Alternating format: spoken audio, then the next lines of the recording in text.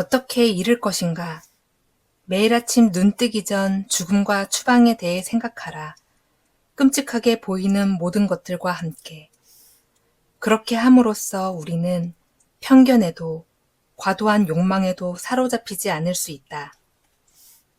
가장 오래된 신화인 길가메시 서사시에 다음과 같은 노래가 나온다. 인간은 모래 강변의 갈대처럼 쉽게 부러진다네. 반반한 젊은 사내들과 어여쁜 아가씨들이여, 머지않아 죽음의 신이 너희들을 데려갈 것이니, 죽음은 예기치 않은 순간에 인간의 운명에 끼어든다. 이외에도 얼마나 많은 것들이 우리의 계획을 망쳐놓는가.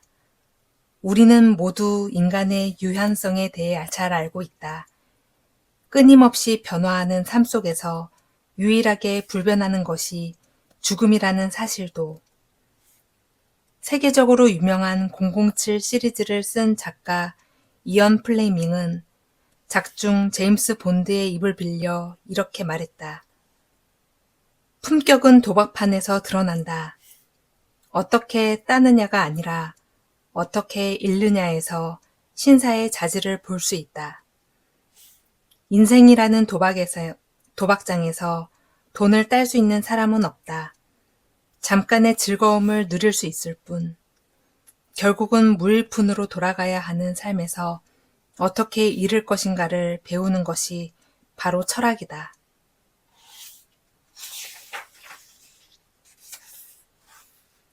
다모클레스의 검. 영원히 살 수 있을 것처럼 행동하지 마라. 예정된 운명은 우리 곁을 떠나지 않는다. 살아가는 동안 또 할 수 있는 한 좋은 사람이 되도록 하라. 왕의 역할을 가볍게 보았던 신하가 있었다. 왕의 행복을 터무니없이 과장하여 떠들어대는 그 신하를 본 디오니시우스는 화려한 연회에 그를 초대해 서로의 위치를 바꿀 것을 제안한다. 그런데 왕의 옥자 위에는 금방이라도 떨어질 듯한 한 올의 말총에 단검이 매달려 있었다. 왕의 권위란 언제 떨어질지 모르는 칼 아래 있는 것처럼 항상 위기와 불안 속에 유지되는 것임을 알려준 것이다. 그래서 오늘날 권력자의 운명을 묘사할 때 그 신하의 이름을 따서 다모클레스의 검이라고 말한다. 사실 우리 모두의 운명이 이와 같다. 운명은 한순간에 우리에게서 삶을 빼앗아갈 수 있다. 이 위협 앞에 우리는 두 가지 선택만을 할 수 있다. 하나는 두려움에 떨면서도 이기적인 욕망을 충족시키려 하는 것이고, 다른 하나는 두려움 없이 내가 올바르다고 생각하는 것을 실행하는 것이다. 당신은 무엇을 택할 것인가? 메멘토 모리.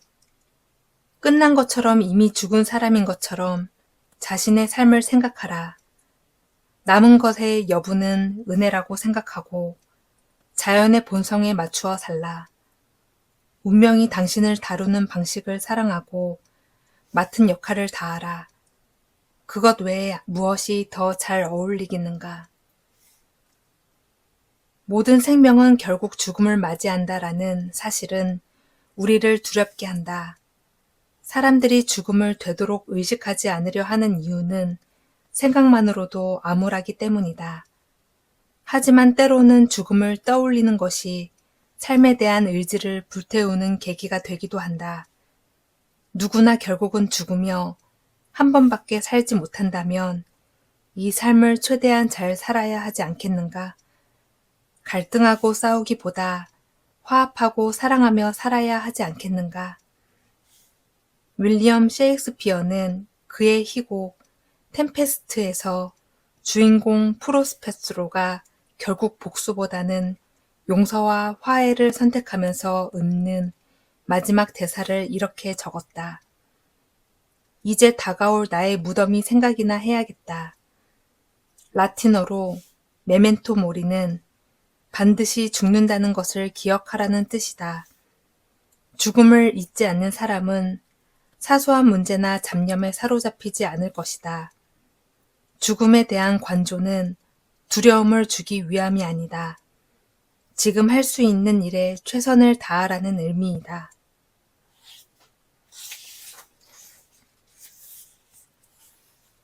무엇으로 마음을 채울 것인가? 진실로 인간의 삶에 있어 정의, 진실, 자제력, 용기보다 더 나은 것을 찾는다면 요컨대 우리의 마음을 충족시키는 것보다 더 나은 것을 찾는다면 그것은 참된 이성의 요구에 맞게 행동하는 것이다. 그리고 우리 선택 영역 밖에 있는 운명이 가져다 주는 것을 수용하는 것이다. 당신에게 말하겠다. 이것보다 더 나은 것을 찾을 수 있다면 마음과 영혼을 기울여 당신이 찾은 최상의 것을 즐겨라. 우리에게는 중요하다고 생각하는 것을 쫓을 권한이 있다. 어떤 이에게는 돈이 그 답일 수 있고 어떤 이에게는 성공이 그 답일 수도 있다. 또 어떤 이에게는 아름다운 연인과 불멸의 사랑을 나누는 일이 최종적인 목표일 수도 있다. 하지만 돈이란 밑이 뚫린 자루와 같아서 채워도 채워도 채워지지 않는다. 성공이란 끝이 없는 산봉우리와 같아서 올라도 올라도 정상에 다다를 수 없다. 사랑이란 한철 피었다가 지는 꽃과 같아서 피고 또 피어도 지는 걸 막을 수는 없다. 돈과 성공과 사랑은 우리가 그것을 잡았다고 생각했을 때 사라져버리는 안개와 같다. 우리가 영원히 가질 수 있는 것은 오직 마음속에 있다. 내가 아름답다고 생각하는 도덕적 가치만이 죽는 날까지 내 마음을 떠나지 않고 채워준다. 시간의 지독한 구두쇠가 되라. 역사상 모든 천재들이 이 단일한 주제에 초점을 맞추었음에도 인간 내면의 어리석음을 결코 완전하게 표현하지 못했다. 자신의 영지를 조금이라도 포기하는 사람은 없으며 사소한 논쟁으로도 이웃에게 저주를 퍼붓기도 한다. 하지만 우리는 타인이 우리의 삶에 들어오는 것만은 너무 쉽게 허락한다.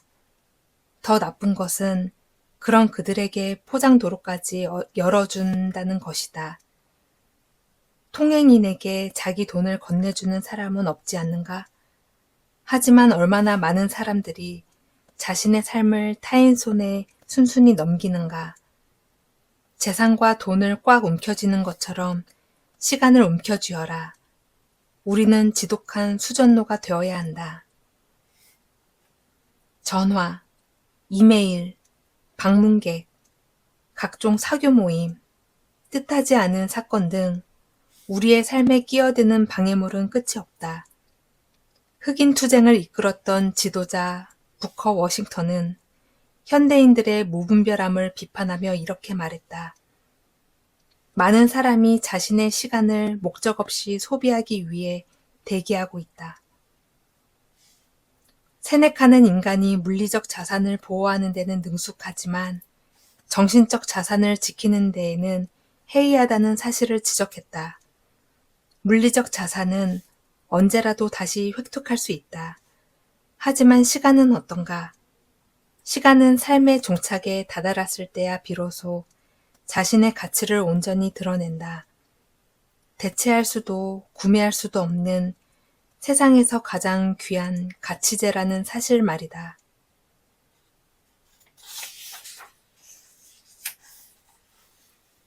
삶을 가불하지 말라.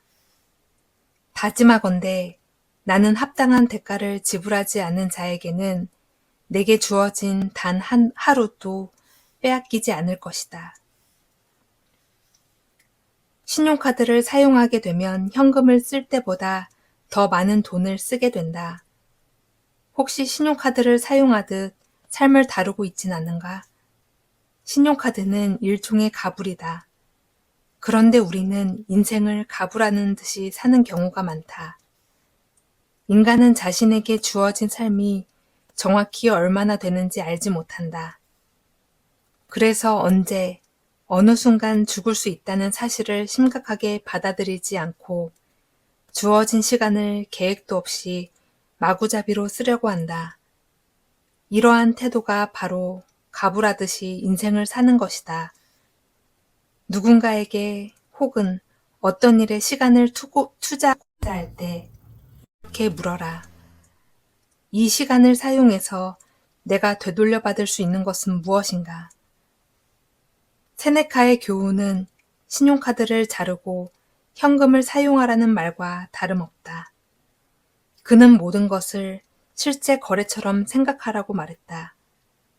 여기에 내 자산을 투자할 만한 가치는 있는가? 지금 이것은 공정한 거래인가? 위험 있게, 용감하게. 키케로가 말한 것처럼 검투사들이 수단과 방법을 가리지 않고 자신의 목숨을 부지하려고 할 때 우리는 그들을 경멸한다. 하지만 생과 사의 초연한 모습을 보일 때 우리는 그들에게 경의를 보낸다. 전기작가 로버트 캐로는 미국의 36대 대통령 린든 존슨이 완전히 겁쟁이처럼 행동했던 일이 있었다고 말했다. 어느 날 존슨은 포커 게임을 하던 중 친구와 말싸움이 붙었는데 190cm의 덩치에도 불구하고 매우 방어적으로 굴었다. 그는 평소의 기질과 다르게 침대로 몸을 날려서는 미친 듯한 공중에 발길질을 하며 고함을 질렀다. 날 때리기만 해봐. 날 때리면 널 차버리겠어. 이런 일도 있었다. 제2차 세계대전이 일어났을 때 린든 존슨은 해군에 입대했지만 상원의원이었던 그는 다른 미군들이 전선에서 죽어가는 와중에서도 안전한 캘리포니아에서 군복무를 마쳤다. 그런데도 훗날 자신을 전쟁 영웅이라고 홍보하고 다녔다. 신체적 안전을 경시할 필요는 없다. 또 용감해 보이기 위해 무모한 폭력을 휘둘러서도 안 된다. 하지만 누구도 겁쟁이를 존경하지 않는다. 의무를 회피하는 자를 좋아하는 사람도 자신의 안전과 욕구에 높은 가치를 두는 사람을 신뢰하는 사람도 없다. 그러니 용감해져라. 위험을 갖추어라.